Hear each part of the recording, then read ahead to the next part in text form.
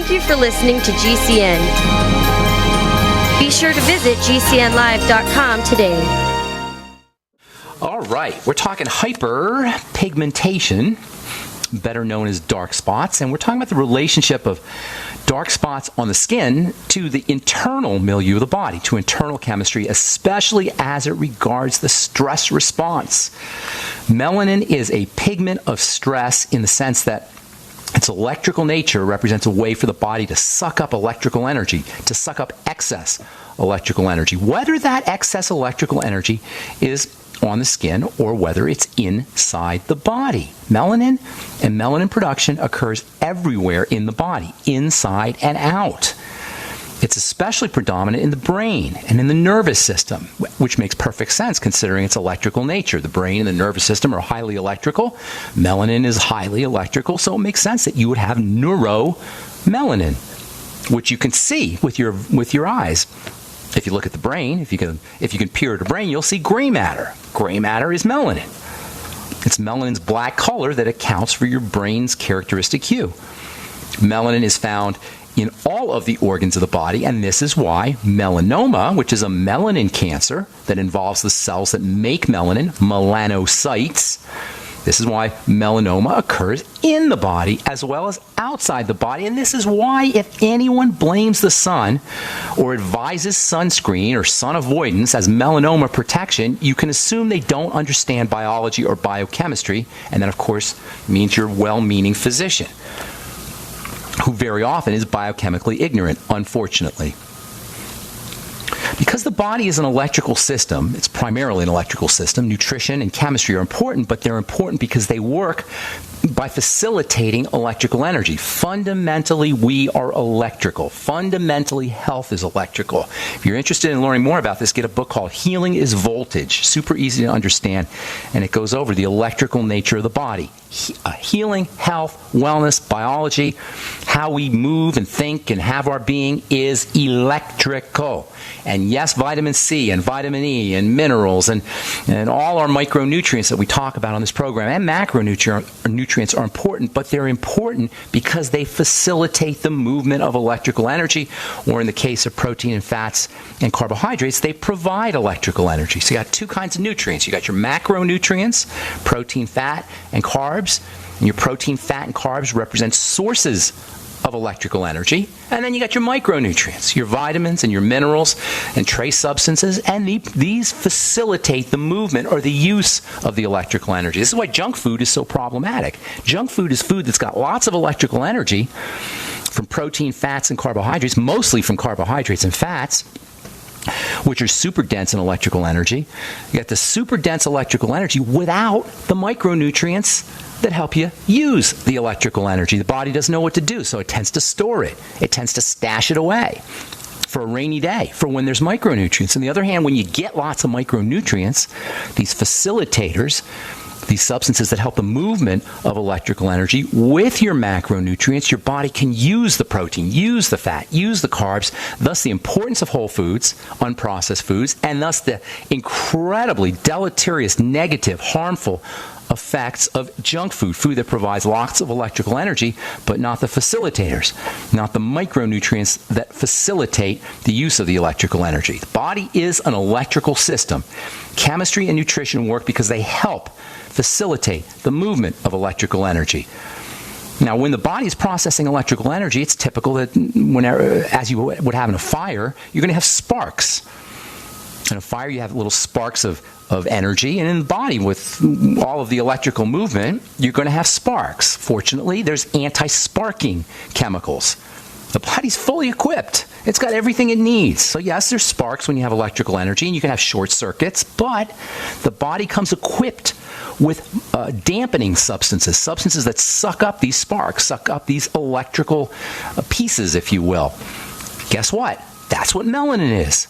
Melanin pigment is an electron sink. That's the fancy way of saying it sucks up electrical energy. It mops up sparks. All pigments really, melanin pigment included, are highly electrical. We've talked in the past about how researchers are studying melanin as a possible way to link electrical energy to biological energy, making melanin a sort of biological battery that can be used to power computer chips or even biocomputer chips, this transhumanist style. The energy sparks are a type of oxidation, and melanin is an antioxidant, which is not only important for the skin, which is exposed to the sun and photooxidation, potential photooxidation, or sun-induced sparking, sun-induced oxidation, but this makes melanin also important for the nervous system, for the brain, and pretty much for the whole body. Melanin is black. Black is highly absorbent. That's why I tell you not to wear black t-shirts in the summertime, because black absorbs heat. White reflects white reflects light, black absorbs light. The reason it appears black, the reason black looks black, is because all the light energy is sucked up and nothing is released. Black color is a type of black hole. It sucks up light energy, and this is why it functions as sun protection. Melanin protects the skin by sucking up light energy. It's like a photon police officer. It arrests photons. Melanin is jail for photons. And melanin is also capable of releasing the photons that have been trapped, releasing light and releasing electricity. Melanin sucks up electricity, and it can also release electricity. This is so cool. This is a biological substance that acts to suck up and trap electricity and then to release it when it's stimulated. That's what gives it its battery-like powers and its information processing capabilities. This is why melanin can be used as a photosensor and a photodetector for high tech. Melanin is capable of also trapping sound waves and sensing sound waves. It's in your ears. You have ear melanin. This is amazing stuff. Melanin is an electrical energy transmitter. It's found in the ears, it's found in the eyes, it's found in the skin, it's found in the brain, it's found in the organs of the body. Man. And then we're going to actually poison the cells that make melanin because we can't figure out why we're making too much. Well, if you listen to this program, or your dermatologist or doctor listens to this program, you'll know why you're making too much, and we'll talk about that when we come back from our break. Okay, so we're talking melanin and pigmentation. Melanin is a stress hormone. The sun represents a major stressor. We need the sun, obviously. The sun provides warmth. The sun provides light. The sun provides vitamin D. It's a major component of vitamin D metabolism. The sun is super duper important. It's antibacterial, antimicrobial. Feel better when we're out in the sun. We make more feel better hormones, specifically serotonin, when we get out in the sun. The sun's just good stuff. You don't want to overdo the sun. It's a stressor. That's why we have melanin. That's why we have pigment. Melanin is an anti-stress chemical. It sucks up excess stressors. Melanin is an electrical energy transmitter. It's found throughout the body, the ears, the eyes, the brain, all the organs of the body. Has an ability to turn, this is so cool, melanin has the ability to turn light into electrical energy, into sound, and back again. It can convert photon energy into what's called phonon energy. Phonons are little pieces of sound, like photons are little pieces of light, and electrons are little pieces of electricity. It has an ability to convert sound into light into electricity. Melanin. This is amazing, amazing stuff. Via melanin, light and sound and matter become interconvertible. And through the mediating activity of melanin, light and matter and sound are essentially one and the same. And in this way, melanin is actually a deeply spiritual molecule. And a lot of people have written about this, the spiritual nature of melanin. Melanin converts light into sound, into electricity, and back again. We learn in the Bible, God is light, and the beginning of creation is sound. Melanin fits in there somewhere. Between electricity and sound and light, you got three of the most important components of our spiritual natures and our biological natures, and melanin is right in the mix. Melanin's electrical mopping up ability, its dampening effect, makes it the quintessential anti-stress substance. And when we understand this, it becomes obvious why using drugs, especially hydroquinone, which is the go-to skin lightening substance, using these things, once you understand how important melanin is, using these things to shut down melanin production in melanin-making cells, or to actually kill the cells that make melanin. That's one of the things that happens when you use hydroquinone for a long period of time. You end up killing the cells. When you understand how important melanin is, you can see how silly it is to try to kill melanin cells or to suppress its production pharmacologically. Melanin is our friend. Melanin is critically important, and hyperpigmentation or hypermelanization, too much melanin, is not a disease as much as it's a response to stress.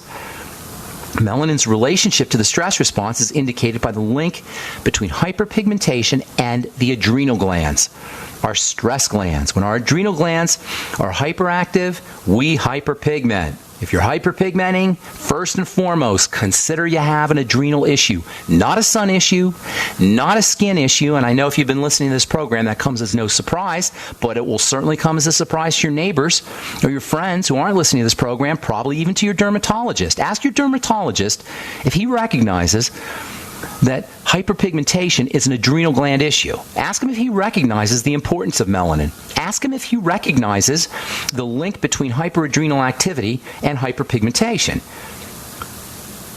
The adrenal glands are ridiculously important.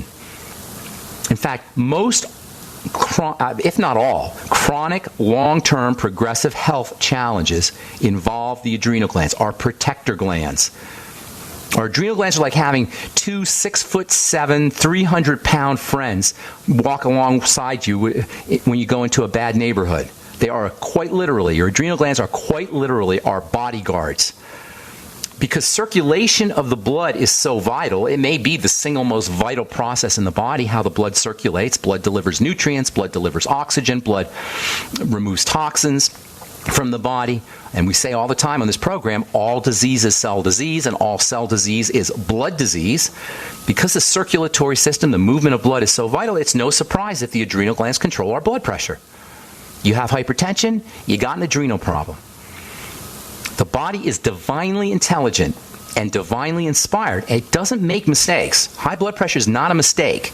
High blood pressure, and it affects 1 out of maybe 5 or 6 Americans, that's pretty significant. High blood pressure is a classic example of a protective response. And not surprisingly, it's the adrenal glands that regulate the blood pressure. One of the ways that the adrenal glands regulate the blood pressure is via salt, potassium, and really not table salt, not sodium chloride only, but the electrolytes. The electrolytes are salts. When we talk about salt, most of us think of table salt, which is sodium and chloride, and that's a type of salt, but so is potassium, and so is calcium, and so is magnesium. Those are your main salts: potassium, calcium, magnesium, sodium, and chloride. They're your main mineral salts. And guess what controls the mineral salts? The adrenal glands. This is why drinking salt water can be so helpful if you're dealing with adrenal fatigue. This is why drinking salt water, and I'm talking Himalayan salt or Celtic sea salt, I'm not talking necessarily table salt. Drinking salt water, Celtic sea salt water, Himalayan salt water, or drinking your minerals from your Mighty 90 Essential Nutrients, from your Beyond Tangy Tangerine, is a great way to support adrenal health. It's a great way to lower your blood pressure. Your doctor will tell you, oh, don't drink salt, don't eat salt because it will raise your blood pressure. More medical silliness. Sodium chloride are incredibly important for the adrenal glands and for adrenal health. And you can't avoid salt anyway, because your body craves it and you're going to find it somewhere. The way the adrenal glands control salt is via a hormone that you don't hear a lot about. It's called aldosterone. Aldosterone can be considered our fluid and salt control hormone. It's an adrenal gland hormone. It's made in the adrenal glands because the adrenal glands regulate salt and they regulate blood pressure. And aldosterone is probably the determining factor in assuring the appropriate concentration of electrical minerals, of electrolytes, are not only circulating in our blood, but also inside our cells. Sodium, chloride, potassium, calcium, magnesium are critically important for the health of the cell and critically important for the movement of blood, for blood pressure. In times of stress, when we're burnt out, when something's going on in our lives, when we have diabetes or we have a chronic degenerative disease, aldosterone, The adrenal hormone aldosterone is a major control factor by the way it influences minerals and by the way it influences fluids. And we're going to spend a lot of time talking about aldosterone on our next Bright Side episode. And then we'll talk about some nutritional strategies that you can use to support adrenal health. I'm Pharmacist Ben. You're listening to The Bright Side, coming back with your phone calls. Okay, so we'll continue talking aldosterone tomorrow, and tomorrow we'll tell you why the sun may be one of the best ways to lower your blood pressure. There's a very important relationship between sunshine and aldosterone. We'll talk about that tomorrow as we continue discussing melanin, hyperpigmentation, skin issues, and why skin issues are not just skin issues tomorrow on The Bright Side. Okay, 844-236-6010 is our number. Herman in Texas, good morning. What's going on? Herman. Do we got Herman? Herman? Yes. Yes, sir. This is me. Hey, Herman. What's up, man? Sir. I hear you. What's going on? Excellent, sir. Good morning. And I got to preface by saying I love you, sir. Thank Good you. knowledge. I appreciate it. Thank you. I appreciate that. Two questions. Oh, you're very welcome, sir. I appreciate you. I have two questions, but I'll start with one. One's for my dad, one's for my daughter. Okay. First, my daughter has had a mole, and they took it off. They biopsied it. They kind of scraped it off, and they sent it, and they got the result saying it's a benign precancerous. And what they want to do now is kind of dig around the skin around her now and pull that out. And her mom's totally cool with it. How old is she? How old's your daughter? She's 4. She's 4, really? Wow. Okay, Yeah. so what else? Now, does she have anything else going on, especially digestive-wise? Constipation, loose stools, complaints anywhere in the digestive system? No, sir. No, Okay. sir. Yeah. That's the first place I would think of looking. If you're positive there's nothing going on there, then I wouldn't be too worried about it. But you do want to make sure that she's getting nutritional supplements, especially anti-cancer ones like vitamin C. I'd be making sure she's doing vitamin C every day. I'd be sure make sure she's doing her Beyond Tangy Tangerine every day. It's also probably a good idea to make sure she's on a good probiotic supplement. I like the Biolumin Nightly Essence. You might want to try the Fucoid Z, which also controls or has a beneficial effect on the digestive tract, on the milieu that the bacteria are living in. And now, you say she has no digestive issues, and that may be so, but look, place a keen eye on how she responds to certain foods. It's very difficult. It's almost impossible not to have some kind of digestive issues the way we eat. Just with the standard American diet, it's next to impossible. But because they can be mild, or sometimes the kids don't even notice them because they're so used to having them, they can go under the radar. So it's very important that you look for those. You might also want to try topical vitamin C on the area where she had the mole removed, and maybe even topical vitamin C head to toe, or at least in the areas that are going to be exposed to the sun. Although, as we've been talking, moles and melanin issues are not only topical, but the sun can stimulate things. So maybe using topical vitamin C, fatty vitamin C on her skin when she goes out to play in the sun. But mostly you want to be considering that it's an internal issue. Use internal nutrients like vitamin C. Also internal vitamin E can be helpful, maybe 100 international units or 50 to 100 international units for her. And then also her omega-3, her essential fatty acids, omega-3 and omega-6s. Wouldn't hurt her to get on the Healthy Start Pack, but at least the Beyond Tangy Tangerine. Just put a little bit in water and have her sip on it like it's a Kool-Aid, and then look for other health challenges, especially digestive issues. If you don't have them, she doesn't have them, but look for them. They may be there. All right, Herman? Cool. One more thing, sir, just so her mom understands. So how long do you think we should wait before she even sees a doctor? Because I said I want a second opinion, that being you, because I give you the... There's not much a doctor can do. You're going to see a mole. I mean, there's very little incidences of skin cancer in 4-year-olds, so you're not going to really necessarily see a problem. Are they going to dig in the skin to look for a potential problem that's about to come out? I'm sorry? What are they looking for exactly? Honestly, I think they're just trying to make money. Well, that could very well be. Yeah, that could very well be. You're going to have to make that assessment for yourself. I can't tell you, but I can tell you that skin cancer is not a disease of 4-year-olds. Typically, it's very rare that a little kid's going to have skin cancer. It's very rare that you're going to have a precancerous mole. Look for other issues. Try to correct those, and especially the digestive issues. That's usually where little children are going to have problems. And then topically apply vitamin C to the area where they cut, and also, if you can, topical vitamin C head to toe, and then also topical topical zinc oxide can also be helpful. Is she fair-skinned, I assume? Yes. Yeah. Get her. The best bet is going to be protective for future cancers. I don't know that a biopsy is going to make that much. What are they? I don't even really understand what they're looking for. But if you want to prevent further melanomas or further moles, I should say, zinc oxide and topical vitamin C, and then make sure she's using her Beyond Tangy and her EFAs and her probiotics internally. Okay, my man. All right, sure. Thank you. God bless you. Take care, bro. Bye-bye. God bless you. All right, yeah, topical zinc oxide is the way to go for protection. Topical zinc oxide is the way to go for topical protection. Not only do you get complete protection, which you don't get from most sunscreens, you don't get protection from UVA from most sunscreens. And if you do, they got to use oxybenzone, which is incredibly nasty and toxic. But zinc oxide is non-toxic and it will protect you from all solar rays.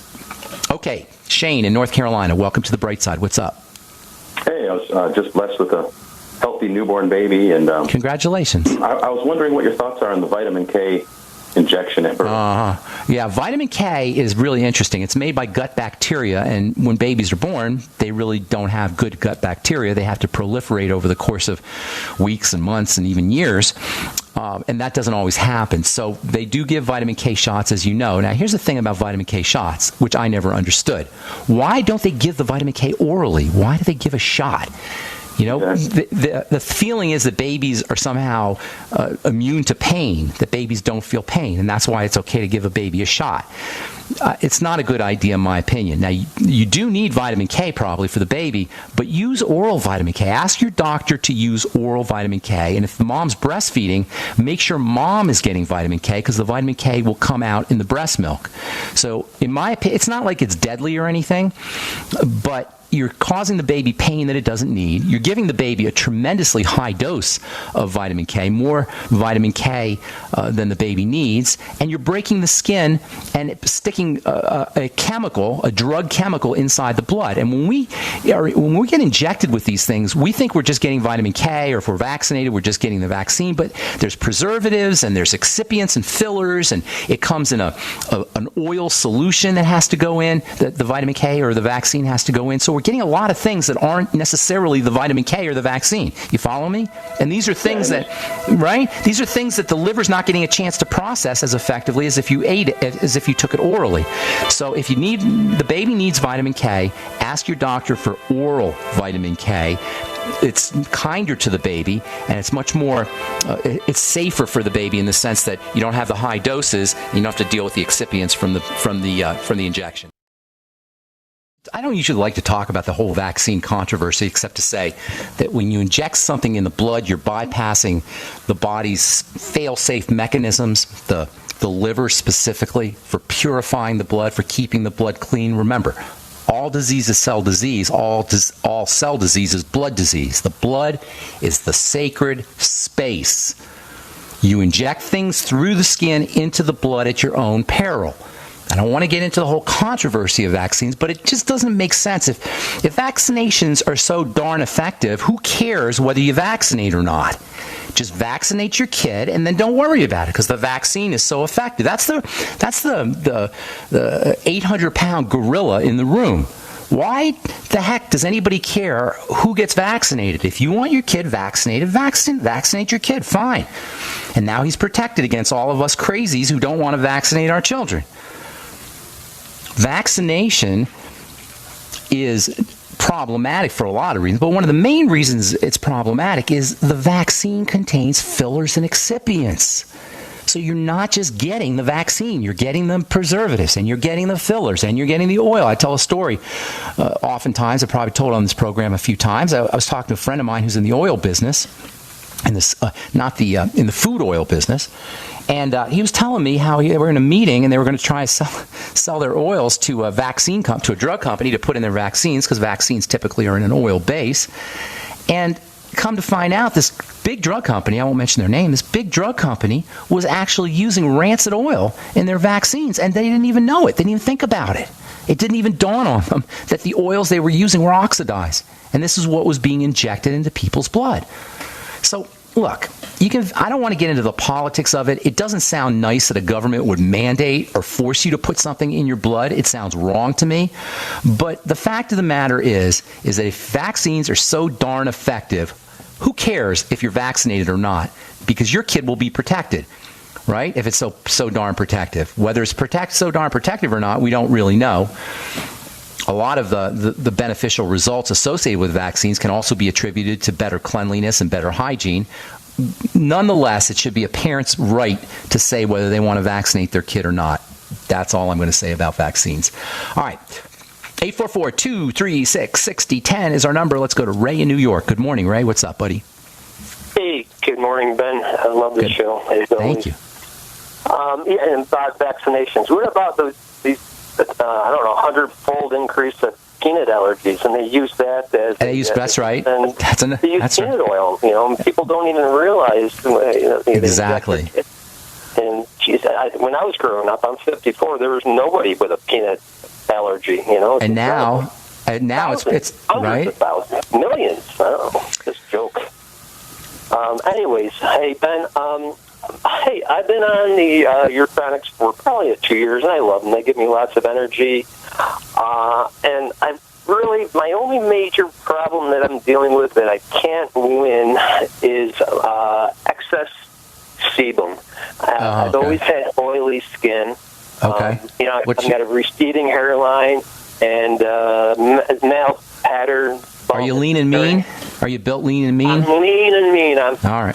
I'm 175 pounds. I ride, I bike, I snowboard. Here's your issues. Here's what you want to do, okay? That's a classic sign of adrenal health issues, especially related to cortisol and possibly the male hormone testosterone. Your body it's a good thing because you're burning fat real effectively and you're building muscle real effectively, but you want to start working on adrenal health. Oily skin is always an adrenal issue, and it tends to show up when people are high testosterone producers because of the metabolite, the breakdown product of testosterone called DHT, which, by the way, is associated with prostate health, prostate disease, and also associated with the receding hairline. You probably had acne when you were a kid too, right? It kicked in about 16, yeah. That's probably when your hormones. That's probably when you started to build and started to grow. You probably got a surge of hormones. And to this day, I have acne, and it comes in waves. I try to watch, but here's a couple. I'm going to give you a couple supplements and. I'm going to give you a couple supplements and a couple strategies. First of all, you got to calm the body down. Your body's in a hyper mode, hyper adrenal mode, hyper androgen mode, hyper building mode. It's just hyper. So you got to. What's that? I'm not psychic. I know. I tell people, I make a joke all the time. I say, it's the way the body works. We're all generic. Ray, we're all generic. We're all the same.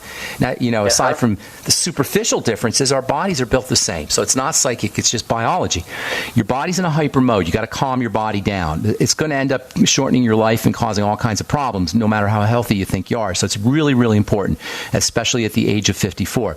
So deep breathing techniques, massages, relaxing, anything you could do to activate your relaxation nervous system, the parasympathetic nervous system. That's strategy number one. Strategy number two, anything that breaks down into sugar is going to put a burden on the system. So oxygenation and respiration, number one, reducing sugar intake, and keep in mind fruit juice and bread and pasta and potatoes and, pretty much all the foods we love are sugar. So you're going to have to wean yourself off of that, and the best way to do that is to up your protein and then up your coconut oil and good fats, essential fatty acids. Make sure you're using sugar. Can I interrupt you for a second on that? Sure. With coconut oil, believe it or not, I heard someone else talk about oils in their diet, and I love coconut oil, and I used to use it all the time, but I literally, peanut oil in high school or college with peanut butter sandwiches, it would just give me these really deep acne pimples. Are you talking about coconut oil or peanut oil? And coconut oil and the peanut oil, and basically any oil. It may be that you're not metabolizing oil or processing oil. Do you have any other digestive issues? Actually, I've been pretty good. I've been on. No. Do you have a history of digestive issues? Because this is important information. What's that in the past?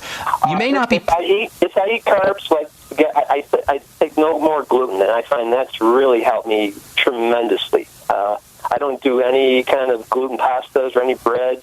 if I eat a hamburger outside, I'll just eat the meat and the toppings. Well, here's the thing, Ray. It doesn't help me to know what you're doing good. I don't need to know that part. I need to know what you're doing wrong. The oils are telling me that there's some kind of burden on the body.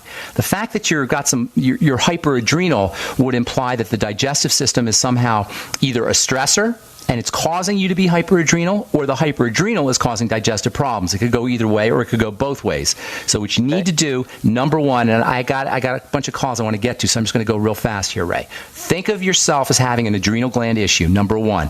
That means relaxation techniques, and that means sugar reduction techniques. Those are the first two things to think about. The third thing is, if you have digestive issues, especially around fats, you're going to need to start using digestive support, including the ultimate enzymes, which contain lipase. And take them with all your meals. You might want to go get some extra lipase. You might also want to get some extra bile salts. And you might also want to use lecithin with your fatty meals. Then there's tremendous nutrients that are great for skin oils and also great for the adrenal glands and also helpful for digestive health too. And that is specifically zinc. If you're not on zinc 50 milligrams a day, take it right away. And then copper. Good deal. 50 milligrams zinc picolinate? I take 30. Try to do 50 if you can. That would be better. And then get yourself on pantothenic acid, vitamin B5, which we haven't talked about, but we will be talking about here in the next few days because it is so stupendously important for the adrenal glands and for how the adrenals turn fats into hormones. Vitamin B5 topically can also help with skin oil, so you can break open a vitamin B5 capsule and put it in a topical product. Try not to use something oily, obviously, but a topical product, maybe a water mister. I don't know if actually Panto won't go. Get something called calcium pantothenate if you can find it, and then maybe disperse it in a little bit of alcohol, and then use it as if it goes, I think it'll go into alcohol, and then use it as a toner, an alcohol toner. If you can find salicylic acid toners, those will also help you from a topical perspective. When I say high doses internally of B5, I'm talking 2, 3, 4 grams of it a day, and that's a lot. But make sure you're taking it with your Beyond Tangy Tangerine, because you never want to take high doses of one B vitamin without the other. Between taking care of your sugar, relaxation techniques, correcting digestive issues and fat metabolism, and zinc and pantothenic acid, and even salicylic acid topically, you'll probably notice a pretty significant reduction in skin oils, especially with the pantothenic acid. I also had that problem with oily skin when I was a teenager, and I started dosing myself with pantothenic acid, and I noticed that it went away pretty darn quickly, and then when I stopped taking the Panto, my skin would get oily again. So consider pantothenic acid along with your Beyond Tangy Tangerine, high doses of Panto. You took the pantothenic internally or internally? I did, but I made the cream in my skincare business. I made a drying lotion with pantothenic acid, and I sold quite a bit of it. But for myself, I did it internally. Got to move. That's all the time we have. Skin product that might help. Oh yeah, go to truthtreatments.com. Send me an email, ben@ksco.com. I got to go, Ray. That's all the time we have for today. Thanks so much for joining us, friends. Have a beautiful, spectacular, awesome day. I'm Pharmacist Ben. We'll talk to y'all later. Bye for now.